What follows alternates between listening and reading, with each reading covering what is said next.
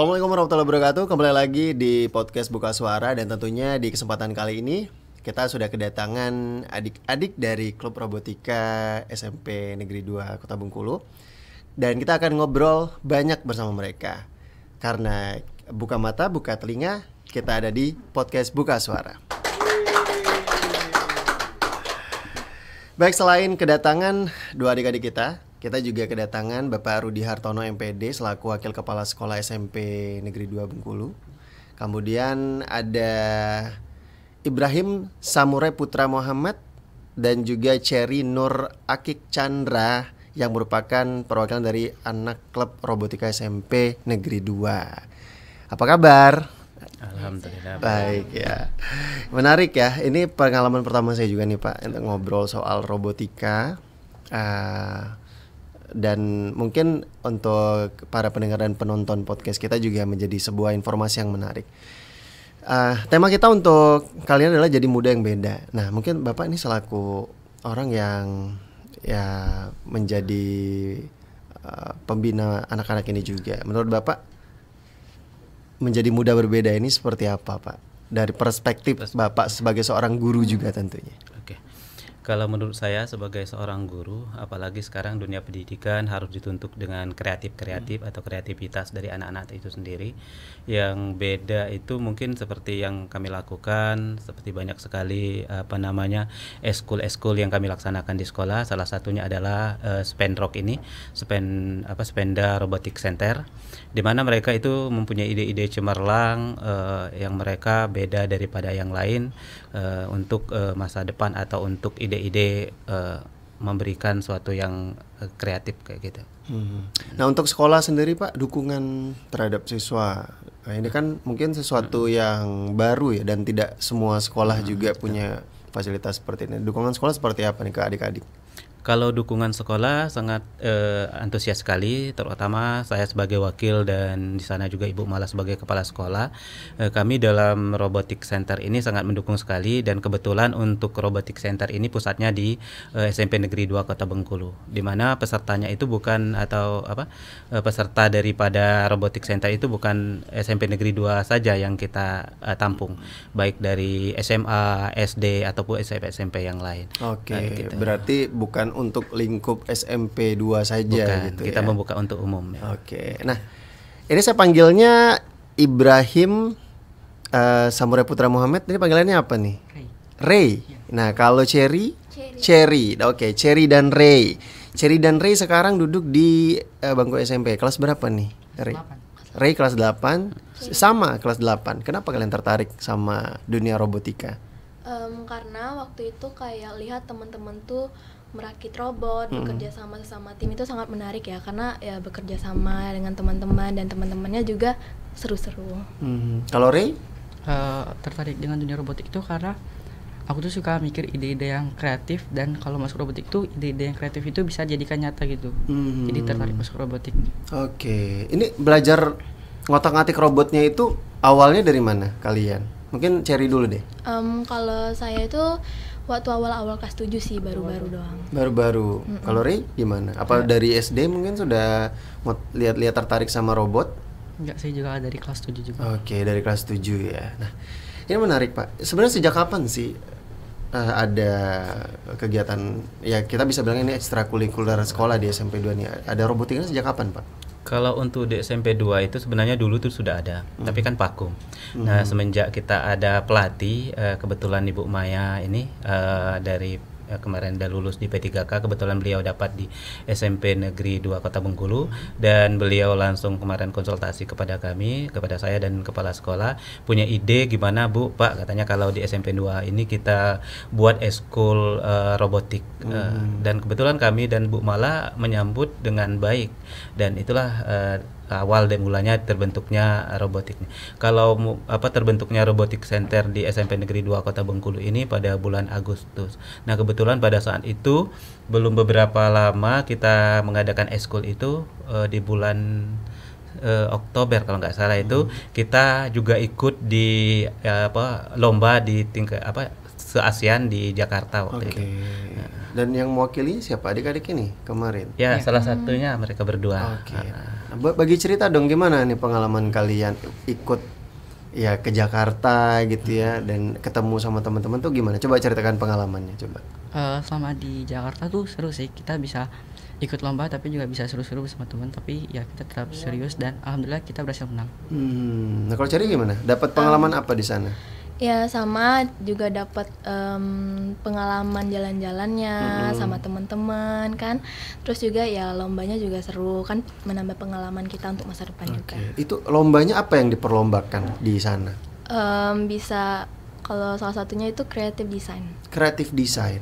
Berarti mendesain robotnya. Iya. Kalau kalian mendesain robotnya seperti apa? Ya membuat robot-robot seperti contoh robotnya itu smart piece feeding robot atau enggak smart home robot gitu. Smart home robot.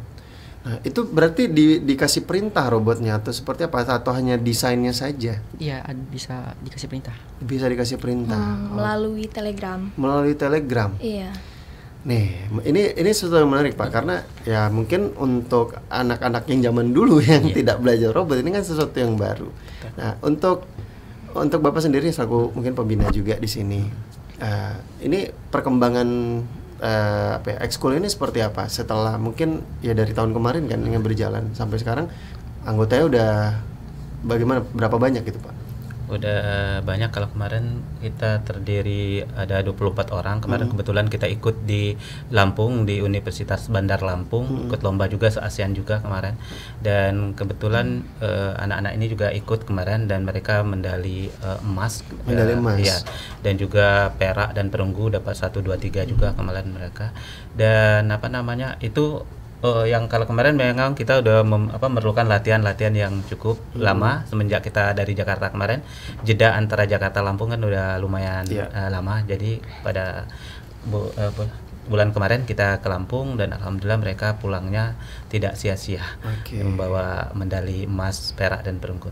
Nah, menarik. Di Lampung nih. Di Lampung sama Jakarta bedanya apa yang dilombakan? Kalau di Jakarta itu dia lombanya lebih banyak. Dia bukan creative design aja, tapi ada lomba seperti teater, soccer, dan masih banyak sih. Kalau di Universitas Bandar Lampung kemarin kebetulan lombanya cuma di creative design. Berarti kategorinya sebenarnya lebih banyak yang waktu di Jakarta gitu ya. Menarik. Reaksi teman-teman kalian nih kan kalian sekolah dengan teman-teman yang lain ya, melihat kalian tertarik sama robot tuh. Teman-teman sejak sekelas tuh gimana tuh? Mereka penasaran sih kayak di robotik itu ngapain aja, kagum gitu. Pengen join juga, gabung. Nah syaratnya nih kalau mau join ke ekskul robotika gimana tuh? Nggak ada sih ya, yang penting punya tekad bulat aja dan serius. Berarti sekolah ini memfasilitasinya seperti apa Pak? Selain ya mungkin ruangan itu atau peralatan dan lain-lain seperti apa sekolah memfasilitasinya? Kalau kita yang pertama tempat kita fasilitasi, terus alat-alatnya kemarin seperti ada bantuan-bantuan juga kan, dan sekolah itu mendukung sekali dan kita membuka luas terkhusus untuk siswi SMP Negeri 2 Kota Bengkulu untuk ikut di ekskul robotik ini. Ini kan kalian berdua nih merakit robot, mendesain robot, dari mulai berarti robotnya belum jadi apa-apa tuh sampai bisa bergerak. Nah itu cerita dong pengalamannya tuh bagaimana awalnya wah berhasil nih robotnya bisa menjalankan programnya. Nah itu gimana prosesnya? Yang pasti kami senang sih kalau bisa berhasil karena kami membuat merakit robot itu dari coding terus merakit robotnya itu kan hampir setiap hari ya latihannya. Jadi kalau pas robotnya berhasil nyala tuh yang pasti senang banget karena kan ngerjainnya bertim. Pakai tim. Ya. Banyak proses yang dilalui juga. Tapi di tim itu apa aja tugas-tugasnya masing-masing? Kalau yang untuk di Lampung kemarin setiap tim itu 3 orang. 3 orang. Ya, jadi satu itu ada yang presentasi, satu lagi yang coding, dan yang satu lagi itu merakit dan menjalankan robot. Menarik nih. Pengkodingannya pengkodingan ini kalian belajarnya seperti apa tuh? Di mana mempelajarinya? Kalau bahasa programnya ya kan? Ya, coding kami pakai aplikasi Arduino Uno IDE. Itu belajarnya di mana? Ya di sekolah atau di rumah guru gitu. Jadi ada yang mengajarkan gitu ada pembimbing banyak. Ide biasanya nih kalau kalian mau bikin robot tuh nyari idenya seperti apa tuh? Gimana nyari idenya? Kami menggunakan masalah-masalah yang terjadi sehari-hari, jadi kami membuat seperti inovasi gitu untuk menyelesaikan atau memudahkan aktivitas sehari-hari. Nah, intinya berdasarkan pengalaman kami lah. Berarti keresahan kalian itu kalian kumpulkan, solusinya dibuat jadi robot. Gitu. Wah, menarik sekali. Nah, saya balik ke sekolah nih, Pak. Ini dengan kegiatan mereka seperti ini pihak sekolah bagaimana caranya mensiasati bagaimana mereka ketika ingin tampil dengan pembagian waktu belajarnya gitu. Ya, seperti apa sekolah mengaturnya, Pak? Kalau pihak sekolah kan mereka ini pun tidak mengganggu aktivitas belajar mereka. Mereka pun kegiatan misalnya seperti eskul itu kan di luar sekolah. Jadi kalau kami sangat mendukung sekali karena untuk akademik dengan non akademiknya kan tidak bertabrakan. Yang akademiknya mungkin di pagi hari, non akademiknya mereka di sore hari. Mungkin menambahkan sedikit yang masalah coding tadi. Kebetulan mungkin di tahun ini kita ada pembelajaran codingnya juga nanti. Oh gitu, Pak. Ada mata pelajaran coding. Pelajaran tambahan kayak gitu. Ya. Menarik. Jadi sebenarnya kalau lihat perkembangan sekolah sekarang itu banyak sekali mata pelajaran baru yang dipelajari untuk mengikuti perkembangan zaman gitu. Betul sekali. Nah, kebetulan kita sekarang sedang pelatihan untuk coding di SD 11. Ada salah satu guru yang kita utus di sana untuk guru TIK-nya. Nah, cerita sedikit tentang SMP 2, Pak. Selain fasilitas, kita berbicara tentang fasilitas juga ya. Sekarang di SMP 2 itu selain robotika ada apa aja nih kegiatan-kegiatan ekstrakurikuler? Sekolahnya ya. Ini kan non fisik ya, tidak berkaitan sama olahraga. Selain itu apa aja, Pak? Kalau yang eskul di SMP Negeri 2 Kota Bengkulu itu banyak sekali sih sebenarnya, Mas. Ada seperti misalnya basket, renang, paskibra, drum band, dan kebetulan insya Allah nanti drum bandnya kita akan berangkat lomba di bulan Oktober juga, nanti ke Yogyakarta. Wah, menarik sekali ya. Ini jauh sekali. Tadi ngomong-ngomong saya juga salah satu alumni, Pak, di SMP 2. Tapi kayaknya tamatnya 2003. Oke, baik ya. Kita masih ada waktu. Kita lanjut ya. Ini saya masih penasaran soal robot ya. Kalian kan ketertarikan di dunia robot ini muncul ya karena mungkin melihat teman juga dan lain sebagainya. Nah, ini kan tadi membuat robotnya dari sebuah keresahan. Nah, yang paling sederhana nih robot yang kalian berhasil jalankan ini, dia untuk apa ini robotnya? Ada robot yang namanya Smart Gate. Smart Gate? Ya, jadi kan kalau kita lagi di mobil terus kita mau masuk ke garasi rumah, itu kan kita harus turun dulu ke rumah, buka pagar, terus mobilnya masuk, kita tutup lagi. Nah, jadi Smart Gate ini dia tuh bekerjanya dengan sensor infrared, sensor cahaya. Jadi kalau ada objek atau benda yang sudah tercatat sama sensornya, pagar itu akan terbuka sendiri nanti, dan ada jeda berapa detik atau menit bisa di setel itu, jadi dia akan tertutup sendiri lagi. Menarik. Mungkin konsep kerjanya sama kayak pintu di mall gitu, yang dekat orang langsung kebuka gitu. Kurang lebih sama. Gitu. Jadi kalian bikin sistem seperti itu. Tapi dalam bentuk mini gitu. Iya, bentuk miniatur. Nah, itu diperlombakan berarti. Iya. Nah, penilaiannya seperti apa? Kan apakah tingkat keberhasilan kecepatannya atau seperti apa sih yang menilai sehingga ini robot kalian bisa menang? Nilainya efisiensi waktu. Efisiensi waktu. Itu efektifnya juga. Efektivitas. Menarik ya. Ternyata cukup banyak ya. Selain itu nanti kita cerita lagi ya. Kan itu salah satu jenis robot yang berhasil kalian buat. Nah, tapi kita masih akan lanjut ya dengan obrolan menarik lainnya setelah kita jeda dulu ke pesan-pesan berikut ini.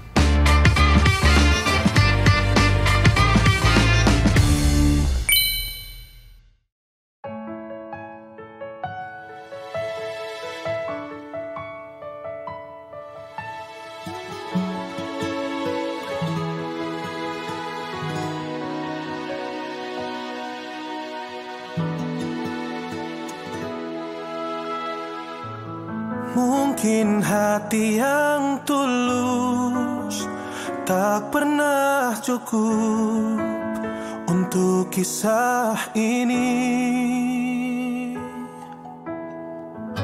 atau mungkin ku yang salah berjuang untuk hati yang tak bisa setia.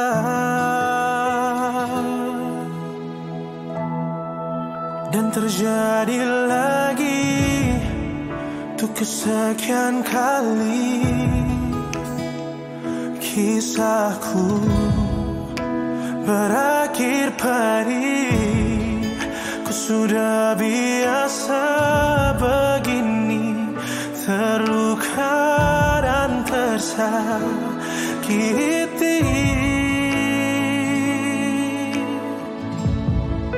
Ku telah berusaha sepenuh hati, namun akhirnya selalu aku yang ditinggal pergi. Cinta ini gagal lagi.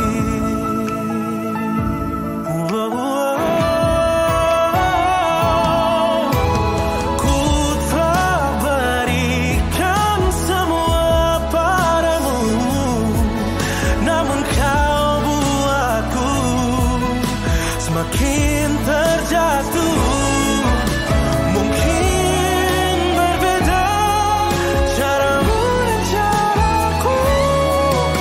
Begitupun setiaku dan setiamu. Dan terjadi lagi untuk kesekian kali kisahku berakhir pedih. Ku sudah biasa begini, terluka dan tersakiti.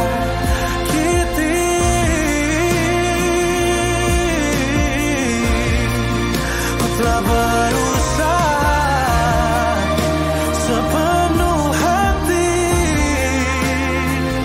namun akhirnya selalu aku yang ditinggal pergi. Oh, yang ditinggal pergi. Cinta ini gagal lagi.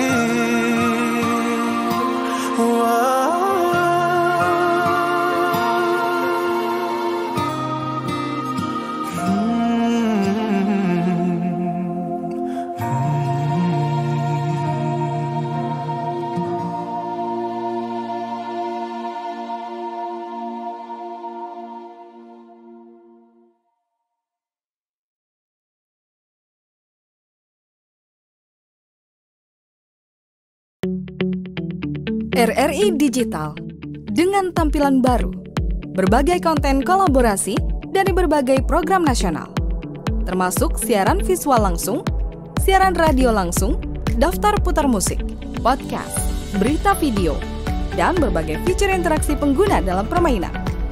Berbagai konten menarik seperti suka, komentar, dan berbagi, serta obrolan langsung dengan penyiar dan pengguna.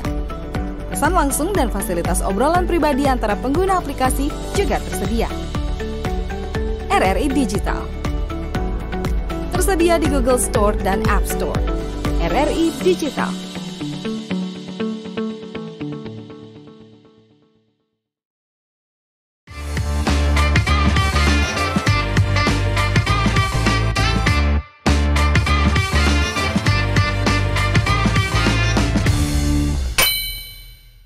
Kembali lagi tentunya masih di podcast Buka Suara, masih bersama adik-adik kita nih, ada Cherry dan juga Ray serta sama Pak Rudi Hartono ya. Kita masih ngomongin tentang prestasi mereka ya, yang tentunya membanggakan juga selain untuk diri mereka sendiri, untuk sekolah, untuk keluarga dan juga untuk Bengkulu tentunya di bidang robotika ya. Satu bidang yang mungkin memang anak-anak sekarang gitu yang menggeluti ya, dibanding mungkin ya 10 tahun yang lalu mungkin bidang ini belum terlalu diminati. Cuma sekarang mau tidak mau, suka tidak suka karena perkembangan zaman, maka ya anak-anak sekarang jauh lebih inovatif gitu ya. Oke, kita kembali ke Pak Rudi nih ya kan. Ini pihak sekolah juga sudah memberikan fasilitas dan juga bimbingan. Nah, ada tidak nih dari sekolah mungkin mengarahkan nanti mereka ini setelah ini mau kemana, seperti apa gitu dari sisi guru ya sendiri, karena mereka ini kan mereka minat dan bakat gitu ya, dan ini harus diarahkan. Untuk sekolah sendiri mengarahkannya setelah ini mereka lanjut ke jenjang berikutnya seperti apa, Pak?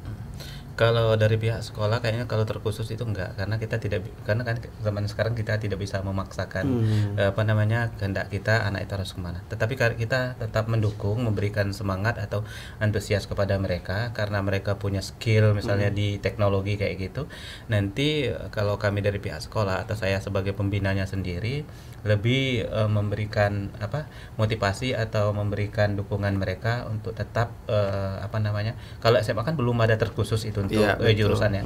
Kalau di universitas nanti mungkin mereka harus memilih yang berhubungan dengan teknologi itu. Karena kenapa? Kalau misalnya tidak dikembangkan skill atau bakat mereka yang sudah mereka raih di SMP ini, nanti saya rasa rugi, nanti tidak berkembang. Karena mereka ide-ide mereka itu bukan ide-ide buatan atau bukan ide-ide dari kita, itu ide-ide dari mereka sendiri yang membuat rangkaian atau merakit robotik tersebut. Nah, kalau kalian, ini pertanyaannya nih, ini kan kalian minat bakat kalian tuh di robot sekarang ya kan. Nah sekarang masih SMP. Nah untuk jenjang berikutnya kalian punya cita-citanya seperti apa tuh? Mau sekolah kemana mungkin gitu kan? Atau ini robotnya keahlian ini mau kalian bawa? Wah ini kayak robot nanti SMA masih ngulik robot, nanti perguruan tingginya baru nih masuk yang memang beneran untuk teknik mungkin yang untuk ngurusin robotnya. Gimana? Ray gimana? Ray dulu deh. Gimana? Abis ini ngulik robotnya apa di SMP ini aja gitu? Apa nanti SMA masih mau ngulik robot? Di SMA masih bisa join Spenroach sih, karena kan Spenroach itu enggak untuk khusus murid SMP 2 aja. Jadi masih mau gabung karena bakat dan minat ya. Jadi harus dikembangkan agar bisa jadi yang terbaik. Oke. Kalau Ceri? Sama juga kayak Sama. gitu, tetap Masih di mau. Spenrock. Insya Allah masih di Spenrock. Oke. Tapi nanti mungkin perjalanan juga ya, nanti kuliah mau di mana itu, wah masih cukup panjang gitu. Nah kalau kalian membagi waktu kalian gitu, ini kan sekolah, terus ini juga kegiatan non akademik gitu ya. Membagi waktu bermain, membagi waktu ngulik robotnya, membagi waktu pelajaran itu kalau kalian gimana? Kalau Ceri gimana?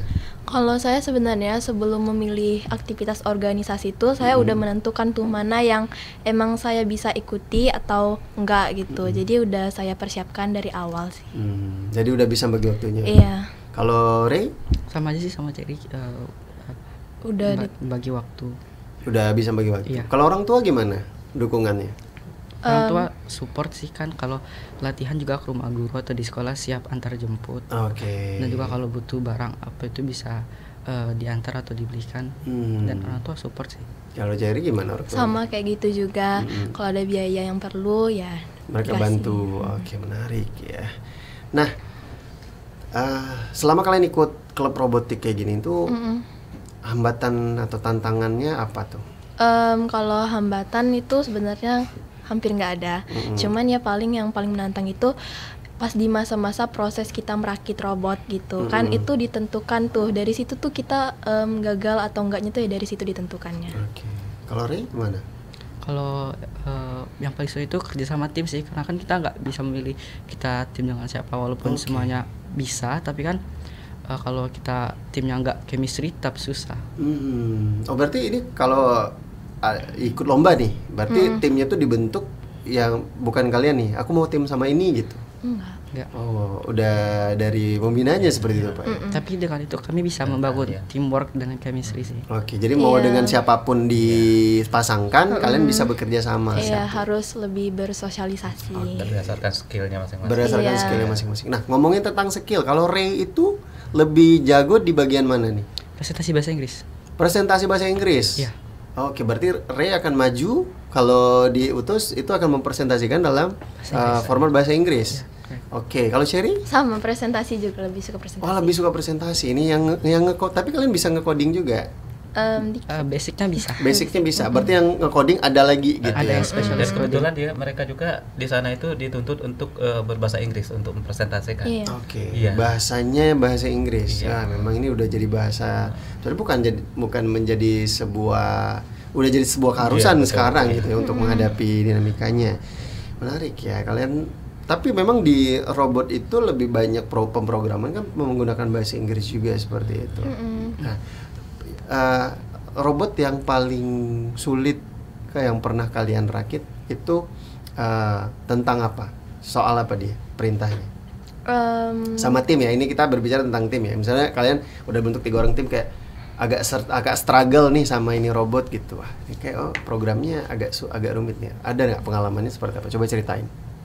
Palingan pas bagian coding telegramnya itu Coding telegramnya. ada beberapa kendala lah ya mungkin. Tapi itu dibantu. Iya. Kalau Ray dibimbing. pengalamannya gimana? Yang susah itu ada buat robot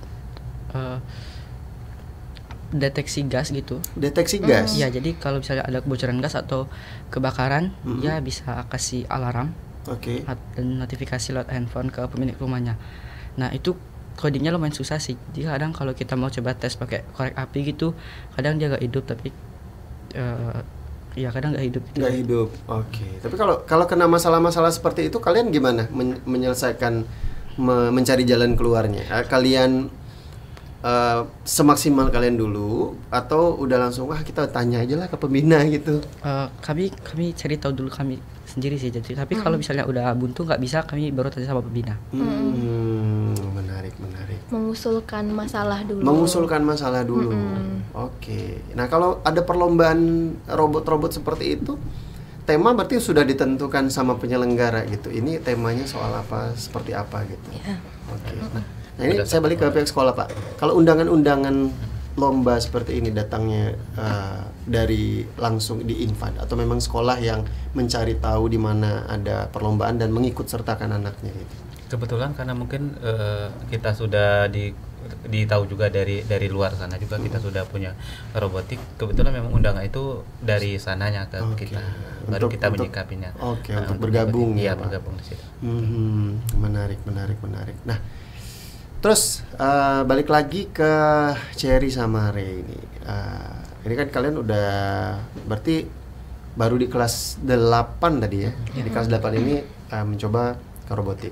Nanti di kelas 9 ini masih aktivitasnya kan akan menuju kelulusan dan lain-lain. Nah, ini gimana nih strategi kalian itu nanti membagi waktu? Ini kan kalian ya mungkin masih tahun depan gitu ya, Pak. Tapi dari sekarang tuh untuk ngejar akademik kalian gimana? Ada ikut les-les di luar kegiatan sekolah nggak sih? Ada.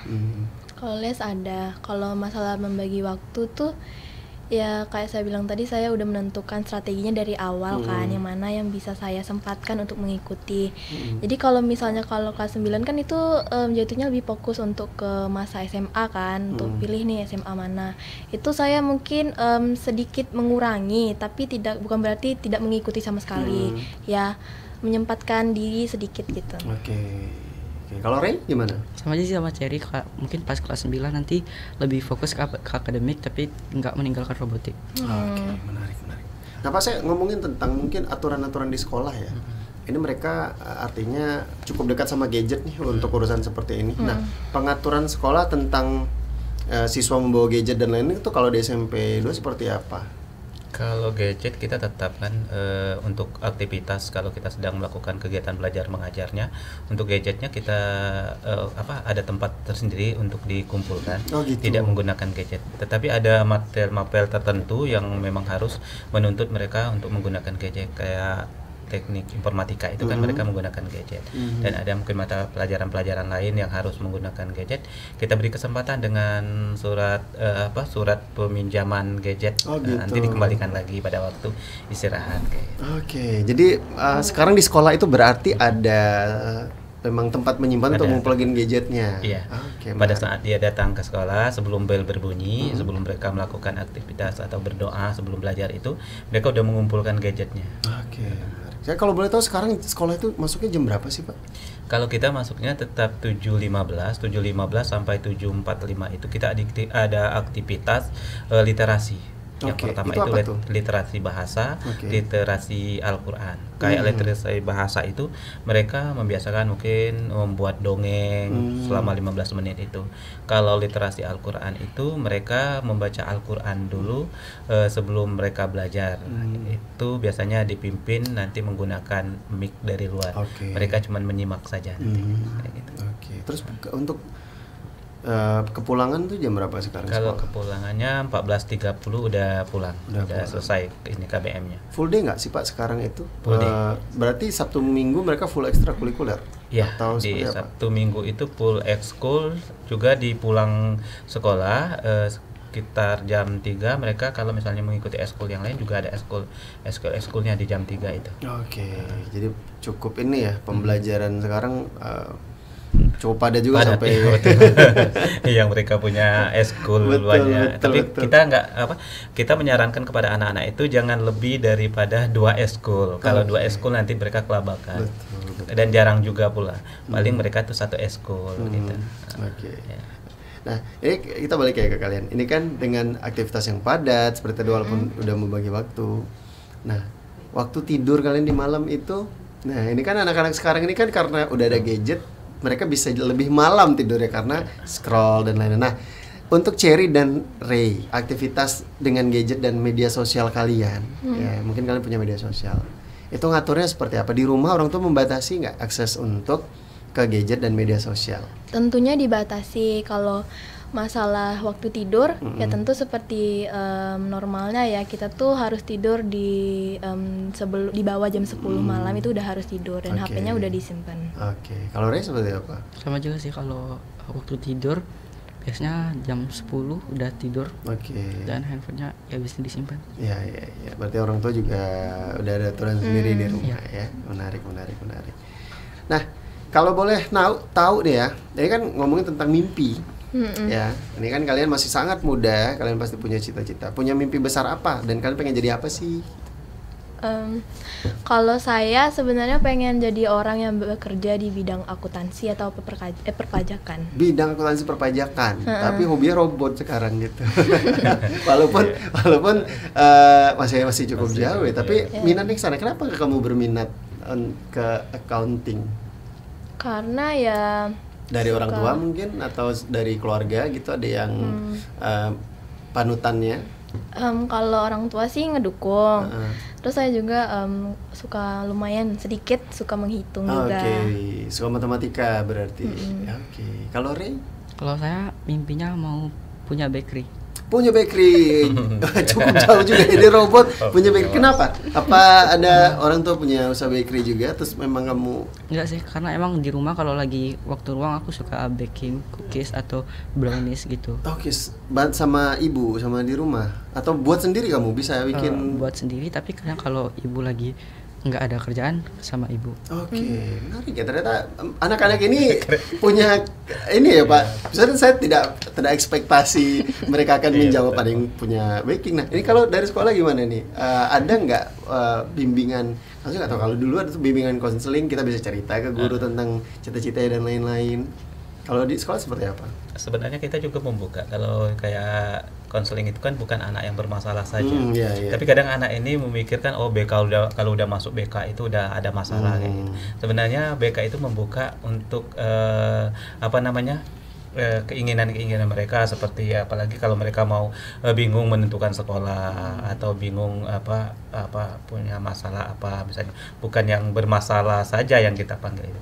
Dan kita juga wali kelas di situ juga membuka lebar untuk anak-anak untuk konsultasi, untuk cerita kepada mereka. Oke, mungkin terakhir Pak, pesan-pesan mungkin untuk adik-adik dan juga mungkin yang sedang mendengarkan podcast ini ya. Mungkin nanti ada siswa dan teman-teman kalian yang juga dengar, Bapak mungkin punya pesan-pesan untuk anak didik Bapak sendiri mungkin. Oke, untuk siswa yang ada di luar sana, kalau saya mendukung untuk kreativitas atau kreatif mereka untuk mengembangkan bakat, bukan hanya di bidang akademik saja, tetapi di non akademik juga harus kita tingkatkan. Karena kenapa? Sekolah sekarang, apalagi untuk masuk SMA, itu prestasi itu sangat diperlukan. Bukan hanya prestasi akademik saja, dan non akademik juga diperlukan. Oke, nah kalau Ray sama Cherry satu-satu nih pesan-pesannya buat teman-temannya yang lagi nonton mungkin lagi dengerin podcast ini apa tuh? Buat teman-teman, kalau kalian punya bakat atau punya hobi gitu, jangan ragu untuk dikeluarin, jangan ragu gitu. Jadilah diri kalian sendiri selama itu benar. Oke. Kalau saya jangan pernah untuk takut mencoba hal-hal baru dan mencari pengalaman, karena pengalaman itu bisa jadi bahan evaluasi kita untuk kedepannya. Oke, menarik sekali. Tapi sayang sekali karena waktu ingat sudah membatasi kita. Podcast kita harus berakhir di sini. Sekali lagi terima kasih ya untuk adik-adik kita nih, ada Ray dan Cherry, dan tentunya untuk Pak Rudi Hartono juga yang sudah hadir sini mewakili, dan tentunya juga ke Kepala Sekolah SMP Negeri 2 ya. Kami ucapkan juga terima kasih untuk izinnya juga ke adik-adik bisa datang ke sini ya. Sekaligus saya juga pamit untuk podcast Buka Suara kali ini, dan tentunya sampai jumpa lagi di podcast Buka Suara berikutnya, karena buka mata buka telinga kita ada di podcast Buka Suara.